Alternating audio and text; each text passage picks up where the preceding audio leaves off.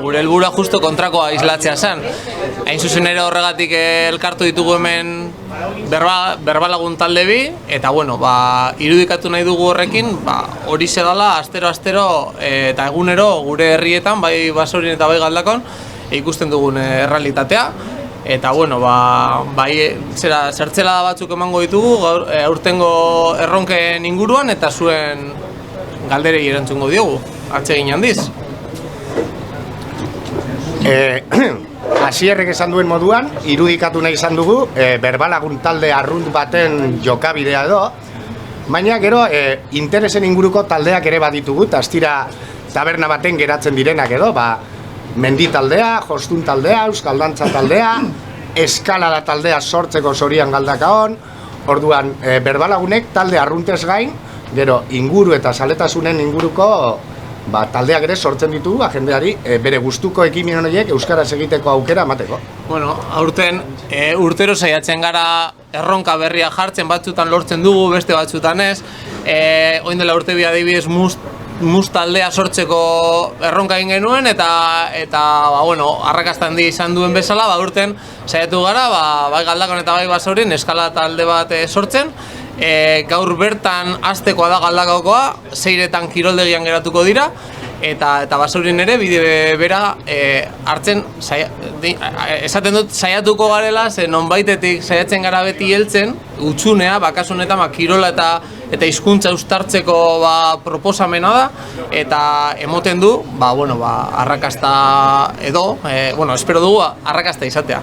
Eta urtengo erronka potoloa izango da Guraso Lagun, izan ere Guraso Lagun urtero planteatu izan dugu modu batean, eta horrela planteatzen jarraituko dugu, hau da, umea ardatz izan da, familiak umearen buelta eskulan bat egitea, hilabetean behin, baina urten beste adar bi eskainiko ditugu eta espero dugu horrek fruitu ematea. Bi adar horiek, azkenean ikusita, eskolaz kanpoko kirolek eta ekintzek zelako indarra daukaten bi herrietan, nolabait baliatzea, umeak saskibaloian, eskubaloian, futbitoan edo, ari diren bitartean, hor zain dauden gurasoiek, elkarren artean talde bat egitea, eta umea ardatz ez izan arren, euren arteko hizkuntza ohitura hori behintzat euskarara moldatzea.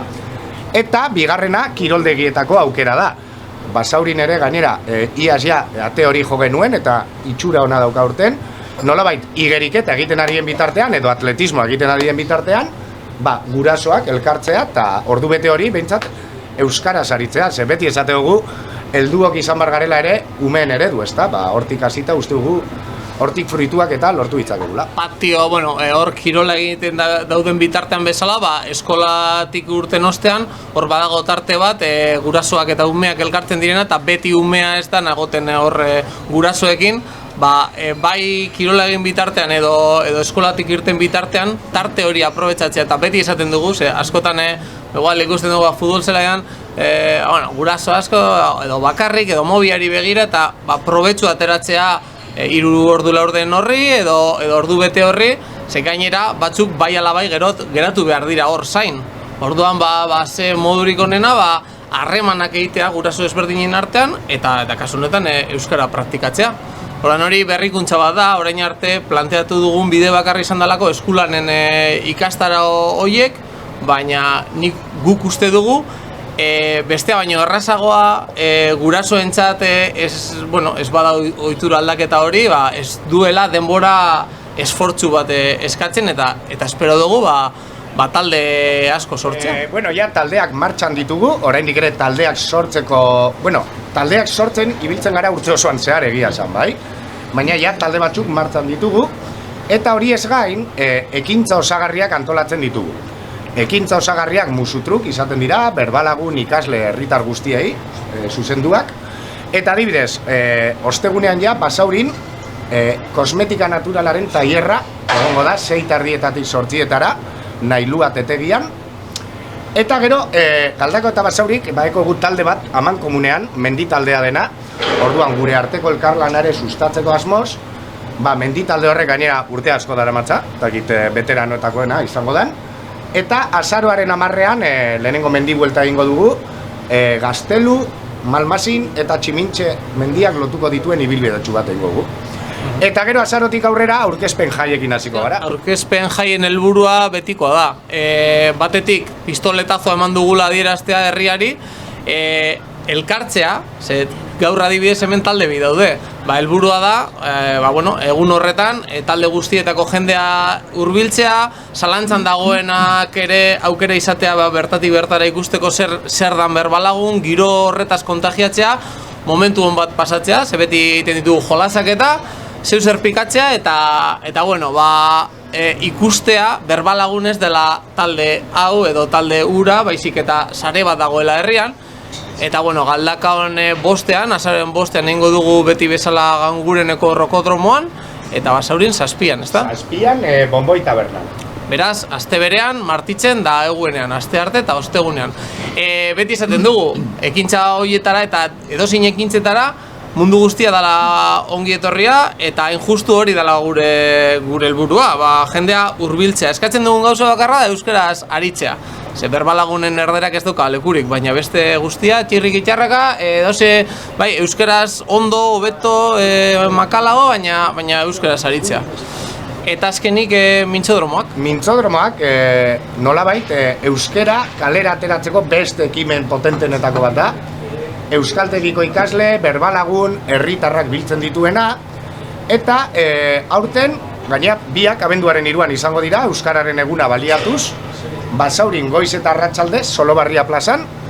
Gainera, aurten berritasuna izango da Basaurikoa, ikastetxeko gaztetxoak ere nahaztuko ditugula helduekin. Eta ea zelan ateratzen de, bakit Galdakaon hori egin izan duzuela, eta ondo atera izan dela. Eta goiz eta arratsalde ordua zehazteke, baina abenduaren 3an. Eta Galdakaon ere, abenduaren 3an. Goizeko 10:00 aurten bigarrenez frontoian egingo dugu, Torresabalen ez dagoelako aukerari, baina ederto baten urten zan iaz, eta urten ere horrelase aterako da, beraz, hor ere, deialdia egiten dugu, oso beti, pilpilean dauden 3 gai jorratzen ditugu, eta oso interesgarria da, adin, pentsaera, eta anistasuna da, askotan esaten dugu, berbalagun taldeetan anistasun hori ikusten dela, eta mintzodromoan da egun pertsonatik gora elkartzen gara eta bakoitza bere etxekoa da eta hori oso polita da. Mintzodromarekin bukatzeko, gaina mintzodromak bai irudikatzen duela oso ondo berbalagun taldeen funtzionamendua, bidelagun bat egon ohi da, eta bidelagun horrek nolabait hitz egin arazten die beste guztiei.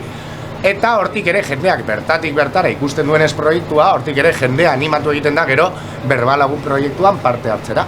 Beraz, proiektua ezagutarazteko ere, dinamika oso baliagarria da guretzat.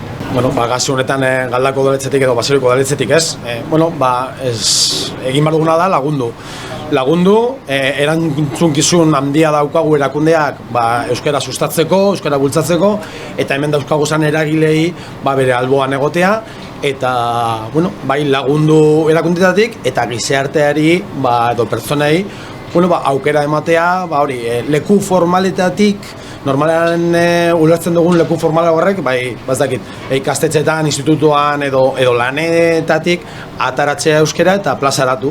Eta kalera atara, esan dabe zelako taldeak sortu dituzte, zelako taldea dauzkagun berbalagunean, eta erabilera tasa hori badakigu herri bakoitzak desberdinak garela, baina errealitate bat daukagu eta kalean behar badak kostatzen zaigu, euskara erabiltza lehen komentatzen ibili gara.